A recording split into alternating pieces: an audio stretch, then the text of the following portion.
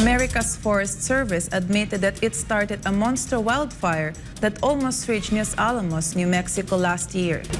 The U.S. Forest Service has admitted that the Cerro Pelado fire, which burned over 60 square miles in Sandoval County, New Mexico in April of 2022, was caused by them.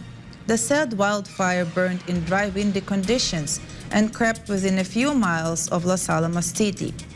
It came within a few miles of a national security laboratory in Los Alamos. Schools closed and evacuation bags were packed before the blaze was contained. Investigators found that the wildfire started from what it called an escaped prescribed burn, where piles were ignited earlier in February of 2022. But what is a prescribed fire? According to the National Park Service, prescribed fires are treatment for research benefits, or research which include lighting a fire in an area for various purposes after careful planning and under controlled conditions. Investigators said that the wildfire began with the burn of piles of forest debris commissioned by the Forest Service that became a holdover fire which smoldered under the snow, but without anyone realizing it for several months.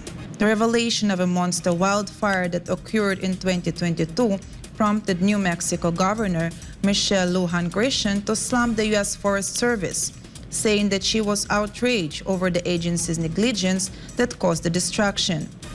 The U.S. federal government, meanwhile, has already acknowledged that it started the largest monstrous wildfire in state history, which burned more than 530 square miles, or 1,373 square kilometers of the foothills of the Rocky Mountains of Santa Fe, New Mexico, which destroyed homes and livelihoods.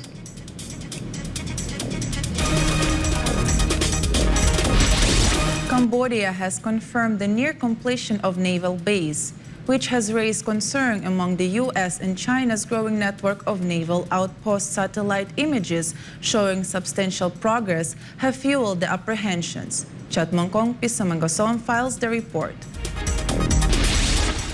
Tensions are rising as Cambodia's Ream naval base, funded by China, approaches completion.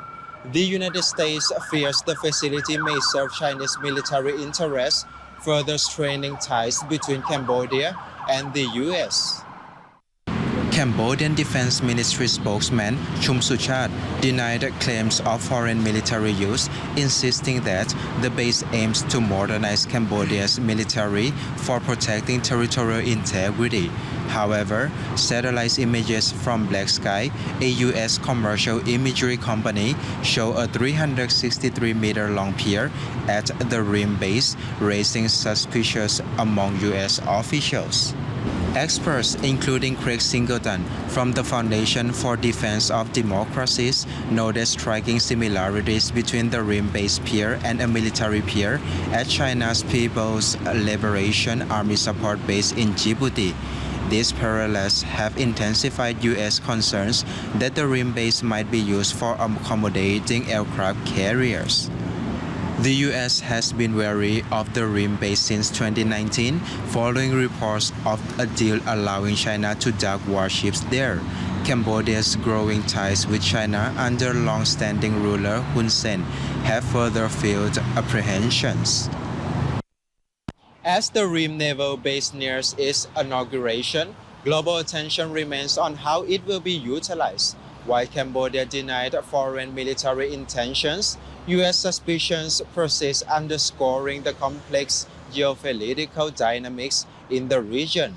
รายงานจากราชบุรี นายชัมนงคมพิสมัยโกศล SMS News ประเทศไทย สวัสดีครับ Foreign minister officials of South Korea, Japan, and the United States are agreeing to work together in preparation for the upcoming summit between the three countries. Meanwhile, South Korea's Vice Defense Minister meets with the U.S. Indo-Pacific Command Chief.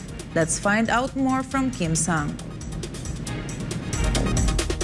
On Monday, South Korean First Vice Foreign Minister Chung Ho-jin, the United States Deputy Secretary Wendy Sherman, and Japanese Vice Minister of Foreign Affairs Takeo Mori discussed over the phone measures to beef up the country's trilateral cooperation and agreed to strengthen security cooperation against North Korea's nuclear and missile threats.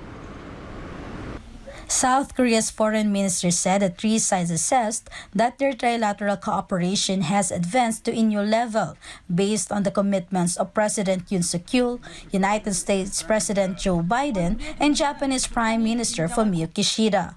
The said summit will be the first time the three leaders will meet solely for the purpose of a trilateral summit and not on the margins of a multilateral summit.